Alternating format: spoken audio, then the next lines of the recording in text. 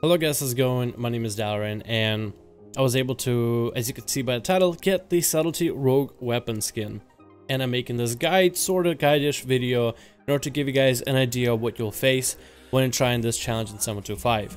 Now, ahead of time, I just want to say that the reason I'm making this video is because I want to be able to make a guide for this challenge, and especially with the patch 725 making a few changes to the Subtlety in particular compared to the patch 7.2.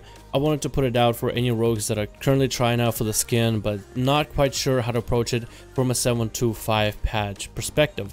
So in this video I was a level 901 and mostly geared for Outlaw. Just how geared? I was building haste on my rings, trying out new things, and haste isn't a good stat for Subtlety, so that should give you an idea. But I believe I was carried by a few legendaries, and the legendaries definitely make this experience a lot easier. Now I know not everybody has a legendary, maybe some people just started, maybe people have been playing and haven't gotten the Legos just yet, but legendaries are going to make this experience easier. Either that or get a full, at least heroic TOS gear set before you can really have an easier time with this challenge. So your mileage will vary. First of all, let's go over my build. For my build, I honestly went to Icy Veins, and there's two on there. One of them was the consistent damage build, and the other was bursty build. I'm not the greatest Subtlety, so I went with a consistent damage build, and it worked out fairly well for me. Let's talk a bit about mechanics. The first phase is the frost phase. You'll either be pelted with frost bolts the whole time. The first 4 frost bolts is when he'll do a teleport shift, and every time he does a teleport shift, he'll surround you with icicles. The second one will be about 8 frost bolts. And it's not really about counting them, it's more about feeling the timing. Okay, next when he's about to use the frost phase, if you feel like you waited long enough. And there's a couple different ways to approach it. With the icicles, you can have the AoE. First of all, pop feint, so then you can reduce the AoE damage. And then start AoEing and eviscerating one of them, and then use that one icicle to get out of the circle area. Which basically means you gotta prepare and prep a lot of your energy for that. Or you can shadow step to an icicle that's outside of the bunch of them. Shadow step positions you behind your target, but how can you tell the back of an icicle? You can't, so sometimes it'll literally teleport you on top of another icicle and you die. The second transition to the phase is the arcane phase. He'll do this type of an attack where you want to avoid the orbs. He will cast at you regular arcane spells, which I know it might look like you want to kick him, but do not kick those arcane spells. You gotta wait until the big beam comes in. That's where he'll siphon power from the middle area, and he'll simply be harder to deal with. He'll also do a lot of teleporting, so when he does that, just try to get out to him as fast as possible. You shouldn't really want to use sprint, but I was playing around with different abilities. I guess you can use sprint if you want to maintain damage, or if you don't have the healing legendary. Every time he transitions between the frost phase and the arcane phase, he'll spawn a bunch of himself, bunch of clones, and when you kill those clones, you'll get a bubble where you recover health and cooldowns of your abilities. During this phase, you either want to find a clone, kill it, and as soon as the first wave of spellcast is at you, you either want to shadow step as close to the guy as you can and AoE him out, or simply cloak and walk over to him.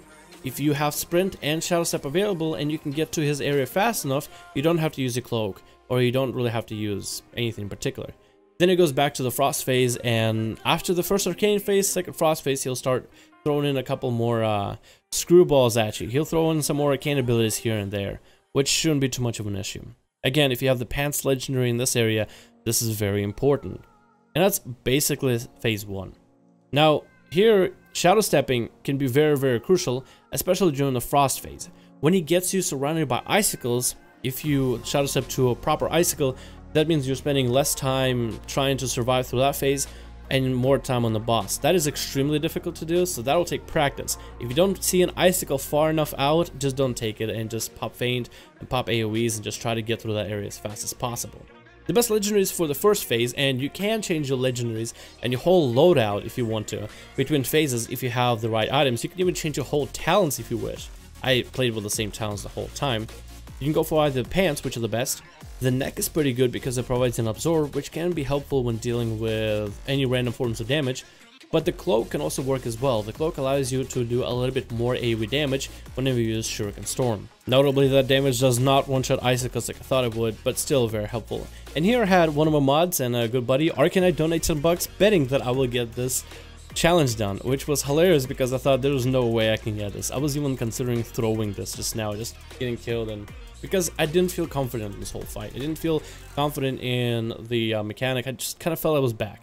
So you basically do this until the guy is about 10% health. If you're asking me next which legends are the best for this, you want to look at pants, neck, and cloak.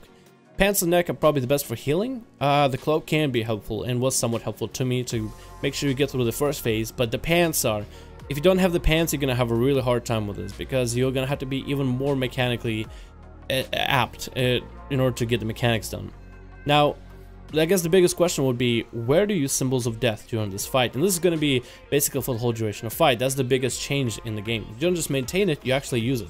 So basically, whenever you have any kind of damage lineup, that's where you want to use symbols of death. Whenever you have any meaningful damage going out, symbols of death and get it as out as you can. For the first phase, the way you want to finish it is you want to make sure your cooldowns are back. You want to make sure you have your shadow dance back, your shadow steps, your shadow blades, your artifact weapon if possible, because the second part, that's where it's going to be really difficult to nail down the boss. Second phase is basically a DPS race. If you don't have the DPS to make this happen, you will never be able to get this boss done. Now, for this part, what I decided to do is change out my legendaries a little bit. I still maintain my cloak because you need that AoE damage, but I went for shoulders so then I can have starter burst so I can deal as much damage to this boss as possible while I have the 100% crit enabled. So then I can kind of cheese my damage a little bit.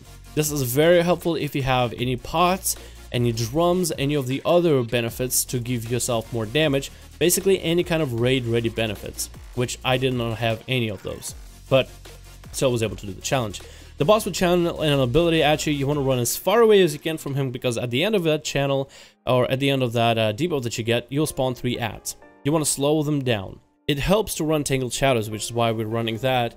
Normally, in the consistent damage build, there's Prey in the Weak. Here, we're going to run Tangled Shadows to slow the targets down by 70%. So you can use Nightblade on the first target, Gormo's Bite is available in the second, and after you get Gormo's Bite common points, Nightblade on the third. If you don't have Gormo's Bite available, feel free to use Shadow Dance because they have a lot of charges of them, to then cheap shot the target that's ahead, and use those common points to Nightblade third target, then proceed to Shuriken Storm, eviscerating them as soon as you can, and just dealing with them as fast as possible. These ads don't have to go down super quick, I feel like, but you definitely do want to take them down before they reach the boss because they'll just kill the boss. So when dealing between ads and a boss, you're first going to deal with the boss, then ads, and you're going to do that 3 times. After your third pack of ads, the boss has to die before the next pack of ads is out. So that's where you really got to burn through. So you'll have about 4 times to hit the boss. If you can at least burn 25% of his health every single time you go at him, then you'll be at golden. But honestly, you kind of want to burn more, because if you can burn more, that means you have more time spending on the ads. And that's really the question of, one of the questions I had playing Subtlety during this part, where the ads are out, should I use cooldowns for the ads? Should I use my shadow dances for the ads so then I can get more damage out on my Shuriken Storms? Or should I just wait for the boss to burn as much through his health as possible? And that's the question that you'll come into. Depending on your gear, you might just be able to solve the ads fairly easily without having to burn Shadow Dance, and if you don't have that high of an item level like I did, you might want to use that. So that's why you kind of just want to at least get the boss at least 25% health every time you're on him. So then at least there you can kind of manage just how much burst you have at the very beginning and see if you're falling behind or if you're ahead, and can kind of tell how close you're getting to the fight. Maybe you're not close enough because you can't burn through 25 health, or maybe you burn through more. That means it gives you more time to maybe focus on the ads to make sure they don't get to the boss. And also watch out for the room. There's a lot of shit everywhere, so kite the boss around the edge. Now, here, symbols of death are just using a boss. Simple as that. Last part, the boss will enrage when he's like 10% health or something. So have a vision up for that, and burn through him as soon as you can. I love this challenge. I think Blizzard did a great job with 7.25. With subtlety changes, it still is possible to get this challenge done, and I was super happy with it. I want more of these kind of challenges in a game that were super fun to do. I love the one for Outlaw, Assassination, and Subtlety. So I'm gonna leave you guys off with the rest of the video to watch my cringy reaction, but I couldn't help it because I was just super excited. Hopefully this video was helpful for you guys. Let me know what you thought about it in the comments below. Take it easy, and hopefully Blizzard adds more stuff like this. Thank you guys. I'll see all of you in the next video. Oh fuck. Oh! Ah! Ah! We did it! Ah! Woo! Oh! Arcanite, you got your money back. You actually... How the fuck did you bet on that? How'd you bet on that? Oh! Oh! Woo! Woo! Oh! Ha! Oh, I need a break. I need to stand up. I'm going. Oh. Oh. A shot, but I did not think I'd make it. And it was coming down to the wire, and I was like, wow, low fucking health. Oh, man. I wish this weapons look cooler. Like, so small, but I got it. We got it, boys. Fucking screen captures for Twitter. I got the sub-weps at 901, and I'm sub-main lol. That's a pretty cool weapons, though. I appreciate these weapons. They might not look like the most colorful or the most outspoken, like they don't stand out as well. And I'm not saying anything bad about Subtlety at all. They're small. Subtlety weapons are little fangs compared to like Assassination. Like if I can find an Assassination Rogue, I can show you in case you guys know a little bit what I mean.